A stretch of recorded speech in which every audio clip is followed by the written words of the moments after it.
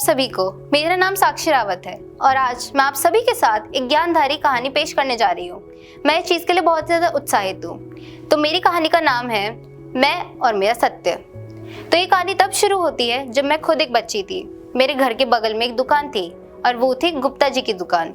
सब लोग उधर जाते और सामान लेते। सबको गुप्ता जी बहुत प्यारे थे।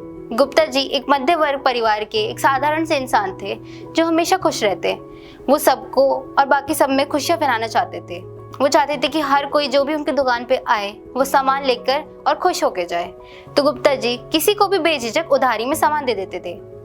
तो होता क्या था कि गुप्ता जी ने सामान तो सबको दे दिया, पर लोग आधे टाइम तो पैसे चुकाना भूल जाते थे और जब गुप्ता जी कुछ कहते तो लोग बोलते कि हम अभी बाद में चुका देंगे, हमारे पास पैसे नहीं है। गुप्ता जी मुस्कुरा कर कह देते थे सत्य ही सबसे बड़ा धन है। तो एक दिन क्या हुआ, जब मैं स्कूल से वापस आई तो मैंने देखा कि दुकान के बाहर लिख रखा था उधारी बंद।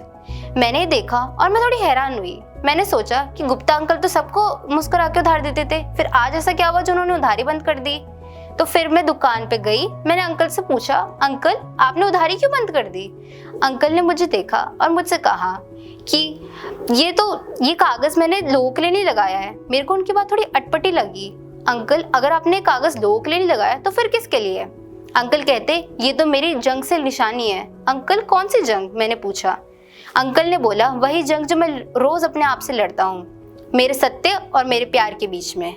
मेरे को ये बात सुनकर थोड़ी अटपटी लगी। तो मैंने बोला अंकल आपके सत्य और आपके बीच में जंग कैसे हो सकती है, क्योंकि हर एक इंसान का एक सत्य होता है और अपने सत्य से कोई कैसे लड़ सकता है। तो अंकल ने मुझसे बोला कि जब मैं किसी को उधार देता हूँ तो मैं ये सोचता हूँ कि वो इंसान, उसके पास कोई नहीं था तो वो बेचारा इंसान मेरे पास आया, उसने मेरे से मदद मांगी और मैं कैसे उसको ठुकरा दूँ।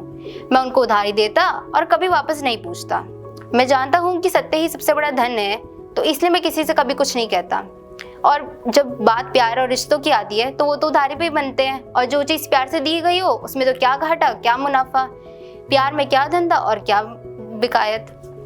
तो फिर अंकल ने मुझे देखते हुए बस अब बोला तो मेरे को उनकी बात समझ में आई और मेरी आंखों में थोड़ी सी नमी आ गई। मैंने सोचा कि अंकल ने आज एक बहुत बड़ी बात कही है।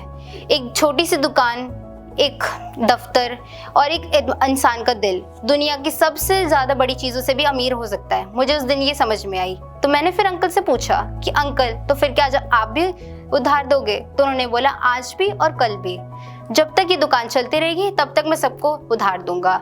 जब तक लोग मेरे पास आते रहेंगे तब तक मैं उनकी सहायता करता रहूंगा।